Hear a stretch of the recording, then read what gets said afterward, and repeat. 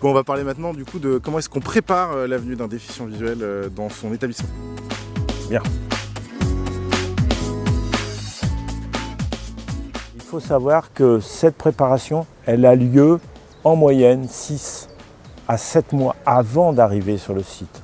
Donc ça veut dire que plus on est au courant des transports, comment venir chez nous et avec quoi venir et le temps que ça va mettre, et bien plus on va pouvoir rassurer la personne en situation et plus ça va être facile pour lui et plus il va partir lui déjà en vacances.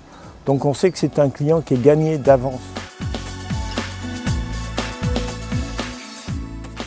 On utilise des outils simples, hein, soit on fait appel à, bon, par exemple, quand on est sur du braille, il est évident que petite chambre, on ne peut pas se permettre d'acheter du matériel qui est fait pour les non-voyants. Donc il y a des services, on a des associations, il y a une des plus grosses organisations qui s'appelle Handicap Zéro, qui elle s'occupe de transcrire en braille tous vos textes.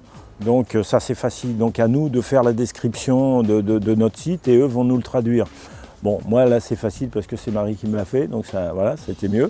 Si la personne est malvoyante et qu'elle peut lire, on lui envoie en gros caractères. Si elle est malvoyante mais elle ne peut pas lire parce qu'elle a un handicap beaucoup trop gros, beaucoup trop fort, et bien là on va l'enregistrer et ça va partir par internet.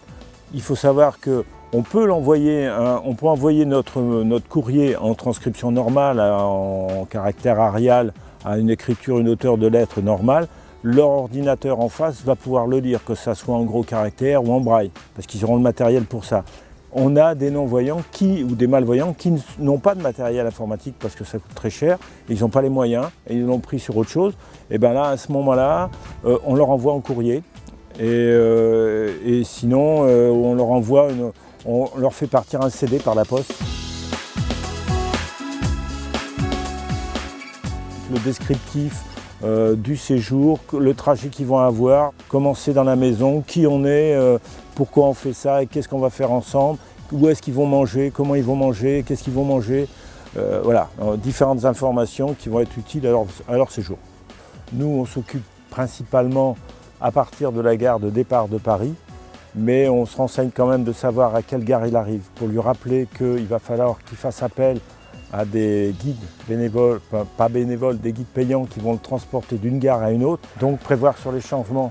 Et c'est ça qui pose le stress vis-à-vis des non-voyants, c'est qu'ils ont peu de temps pour faire ça. Il ne faut pas oublier qu'ils arrivent avec une valise pour tenir une semaine. Donc il y a tout, il y a les croquettes du chien, il y a tout un tas de choses dedans.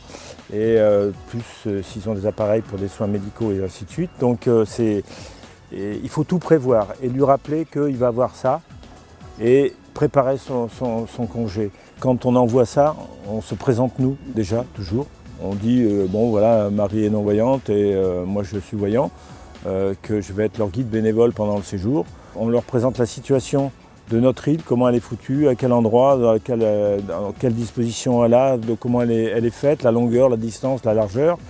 Qu'on a différents chemins où on peut accéder à différentes interventions, on aura des sites à visiter. On décrit succinctement, parce que c'est on ne va pas aller plus dans le détail, comment est faite la maison, à quel endroit ils vont habiter, où sont les commerces, où sont les restaurants et ainsi de suite, s'ils veulent aller au restaurant, s'ils veulent aller manger, pique-niquer sur le banc, voilà, des choses faciles. Et quelles sont les différentes activités qu'ils vont avoir sur l'île. Ok.